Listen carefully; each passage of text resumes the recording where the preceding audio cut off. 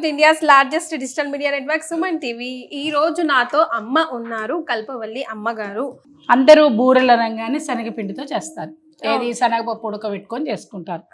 అలా కాదు, మనం పెసరపప్పుతో చేస్తాం. ఓ అయితే ఇదొక స్పెషల్ ఐటమ్. ఈ పెసరపప్పు తోటి చేస్తే ఆరోగ్యానికి మంచిది. ఉచిత IVF IUI కన్సల్టేషన్, ఉచిత అల్ట్రాసౌండ్ స్కాన్. 49 అంటే సంతానం, 49 అంటే సంతోషం. పెసరపప్పు తొందరగా జీర్ణం అవుతుంది. రెండవది ఎటువంటి అనారోగ్యం ఉన్న వాళ్ళకైనా ఇది తినచ్చు. ప్రోటీన్ ఫుడ్, భగవంతుడికి నైవేద్యంలో స్పెషల్ ఫుడ్ ఇది. ఏదైనా పూజలు అయినప్పుడు మీరు ఇవి చేసుకోవడానికి బాగుంటుంది. ఇది దీంతో పాటు బెల్లము. సరే, దీనికి పొడి ఇది వేయాలి, యాలకుల పొడి. అవును, అది పేస్ట్. ఇదేంటి అంటే బూరెల్లాగా చేయడానికి తోపు పిండి అంటాం మనం. తోపు పిండి, తోపు అంటే పైన. దీన్ని ఏంటంటే మినప్పప్పు, బియ్యం. ఒక గ్లాసు మినప్పప్పు, 1.5 గ్లాసు బియ్యం, రెండు కలిపి నానబెట్టుకోవాలి. ఓకే, నానబెట్టేసుకున్న తర్వాత ఒక 4-5 అవర్స్ నానింది అనుకోండి, బాగా ఇలా వస్తుంది. దోసల పిండి లాగే చక్కగా రుబ్బుకోవాలి. కానీ రాత్రి నానబెట్టుకోకూడదు, పులవకూడదు.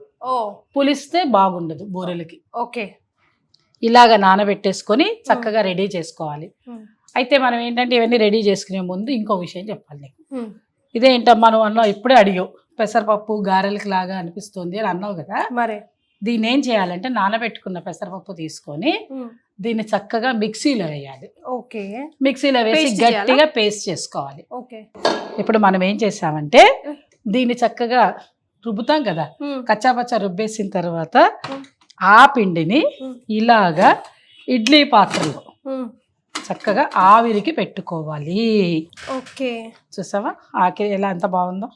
ఇవన్నీ ఇలా పెట్టుకున్న ఆయిల్ గట్రా ఏమన్నా నెయ్యి గట్రా రాయకపోయినా వస్తాయి. ఇదిగో రాయకపోయినా వచ్చేస్తాయి. నేనేం రాయలేదు. ఎలా వచ్చాయో చూడు. నువ్వు గుర్తి. ఇప్పుడు ఏం చేద్దామంటే ఒక గిన్నె తీసుకుని ఆ గిన్నెలో దీన్ని బాగా ఇలా మెత్తగా చేసుకోవాలి. పర్వాలేదు, తర్వాతనే చేసుకుందాం, పక్కన పెట్టేసి. ఇప్పుడు ఏం చేద్దాం, గిన్నె తీసుకుని దీన్ని పాకం పట్టుకోవాలి. కొంచెం ఫస్ట్ బెల్లం పాకం పట్టుకోవాలా. ఈ లోపల ఇది వేడి అవుతూ ఉండగా ఆన్ చేసే. ఇది నూనె వేడయ్యే లోపల మనకు పాకం అవుతుంది. పాకంలో ఏమైనా కన్సిస్టెన్సీ ఏమైనా చెప్పాలా బెల్లానికి సంబంధించి? ఏమక్కర్లే, ఫస్ట్ ఒక గిన్నె పెట్టేసి అడుగు మందంగా ఉండే గిన్నె తీసుకుని ఇదొకేమా ఇది పెట్టు. దీన్ని ఆన్ చేసుకుని చక్కగా వాటర్ కావాలా కొంచెం. మనం ఒకవేళ పాకం ఎక్కువ అనిపిస్తే తీసి పెట్టుకోవచ్చు. ఓకే, ఎందుకంటే పిండిని బట్టి వేయాలా, అంతే చాలు. ఇంతే చాలు, మీకు ఎక్కువ పట్టదు. అది ఎలా చిక్కటి పాకం రావాలా, పాకం ఏమైనా అవసరం అయితే తీసి పెట్టుకోవచ్చు. ఓకే, ఇది ఎంత కావాలో అంత వేసుకోవచ్చు. ఎప్పుడు కూడా పాకం కొంచెం ఎక్కువ చేసుకోవాలి. మీరు ఈలోగా స్మాష్ చేసేసి ఇలా ఆవిరిలో ఉడకబెడితే ఇంకెంత ఇబ్బంది లేకుండా ఉంటుంది. ఓకే, పచ్చి అవ్వదు, పచ్చి వాసన రాదు, దానిలో వేయడానికి ఈజీగా ఉంటుంది. ఎంతసేపు కూడా పెట్టలేనట్టు అనిపిస్తుంది. ఎంతసేపు 5 నిమిషాలు కూడా పెట్టండి, అంతేనా? ఇగో ఇలా. ఇప్పుడు వీటికి ఏం నామకరము? ఇవి పెసర బూరెలు. పెసర బూరెలా? ఓకే, సో మనం పెసర బూరెలు. ఇది తీగ పాకం రావాలి కదమ్మా. కొంచెం పాకం అవ్వని, పాకం కాకపోతే ఇది ఏమవుతుందంటే పాకం కాలేదనుకో ఇట్లా సాగి ఇట్లా పలచ వస్తుంది. ఇట్లా నీకు ఉండరాదు మళ్ళీ. మరి ఇలా వేయడానికి దానికి రాదు మనకి. ఓకే, దాంతో పాటు ఇందాక మనం చేసుకున్నాం కదా ఇది మినప్పప్పు, ఇలాగా పిండిని మంచిగా ఇట్లా కన్సిస్టెన్సీ ఇలా చేయాలి. మనం దోశలు వేసేటప్పుడు ఎలా పిండి చేసుకుంటాం అలా రావాలి. రాలేకపోతే నీకు రాదు ముద్ద చేసి అందులో వేయడానికి. ఇంకా అది పాకం అవుతున్నప్పుడు బాగా ఉడకని, అది హైలోనే ఉండని, ఏం కాదు. ఇప్పుడు ఇందులో ఇంకేం చేయండి, దీన్ని ఇదిగో యాలక్కల పొడి అందులో వేసుకోవాలి. ఎప్పుడు యాలక్కాయ పొడి అందులో వేసుకుని తర్వాత ఇది దానిలో వేసామనుకో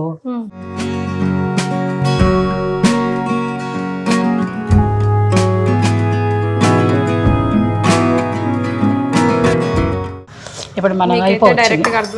మాకు అవుతుంది కాబట్టి వాటర్ అక్కర్లా, ఇదే తెలిసిపోతుంది ఇట్లా. దానిలో ఎంత ఉందో చూసుకుంటూ దీనిలో చూసుకుని ఇట్లా ఏగో వచ్చిందా లేదా ఆఫ్ చేయనమ్మా, దగ్గరికి అయిపోతుంది. అయిందా? అయితే ఇప్పుడు దానిలో వేయాలి.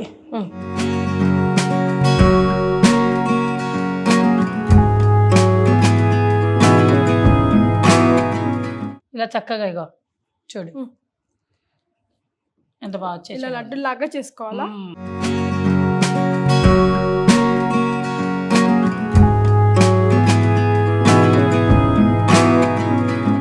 పాకల్లో అయినా వేసుకోవచ్చు, ఇందులో అయినా వేసుకోవచ్చు. యాలక్కాయ పొడి, ఏంటది? ఓకే, యాలక్కాయ మనం ఇందులోనే ఇందులో వేసుకున్నాము. ఓకే, నీకు మంచి వాసన రావాలి, కొంచెం వినిపిస్తే కూడా ఇంకొంచెం వేసుకోవచ్చు, ఏం కాదు, బాగుంటుంది. బెల్లంకి ఎప్పుడు కూడా యాలక్కాయ పొడి రుచి. చాలా మందికి బూరెలు చేయడం రాదు ప్రసాదం స్మెల్ కదా, యాలక్కాయ పొడి వేసిన వెంటనే ప్రసాదం. రెండోది ఏంటంటే బూరెలు చేయడానికి చాలా మంది ఇబ్బంది పడతారు, ఎందుకంటే ఇవి చేయడం రాదు, అవును, విరుచుకుపోతాయి. రెండోది ఈ పిండిలో వేసి ఇలా ముందరే మనం 10 ఉండలు చేసేసుకుని నూనె రెడీగానే ఉందిగా, దానిలో వేసేయచ్చు అంతే, ఏం కష్టం. అందులో డిప్ చేసి వేయాలి అంతే.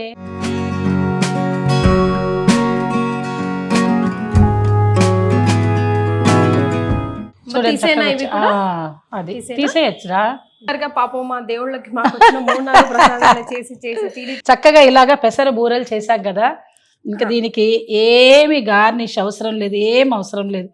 ఎంత చక్కగా గుండ్రంగా ఎంత ముద్దుగా ఉన్నాయో చూడు. చూడు మా కీర్తి, అదే అంటున్నా, మా కీర్తి బుగ్గల్లాగా చక్కగా ఉన్నాయి పెసర బూరెలు, ఎంత ముద్దుగా ఉన్నాయి. ఇదిగో బంగారు తల్లి, ఎప్పుడు ఇస్తారా అని వెయిటింగ్. ఓకే, వచ్చేసింది నీకు. ఆహా, ఓహో, చూసారా పొగలు వస్తున్నాయి లోపల. సూపర్ యమ్మీ అమ్మ, నెయ్యి కూడా లేకుండా, బట్ టేస్ట్ మాత్రం మీరు చేసిన టేస్ట్, మీరు వేసిన consistency, everything is perfect. Definite గా మీరు కూడా ప్రసాదాలు రెగ్యులర్ గా చేసి బోర్ కొట్టుంటే సంథింగ్ డిఫరెంట్ ట్రై చేయొచ్చు. పెసర బూరెలు రైట్ అమ్మా? అంతే. Super, thank you.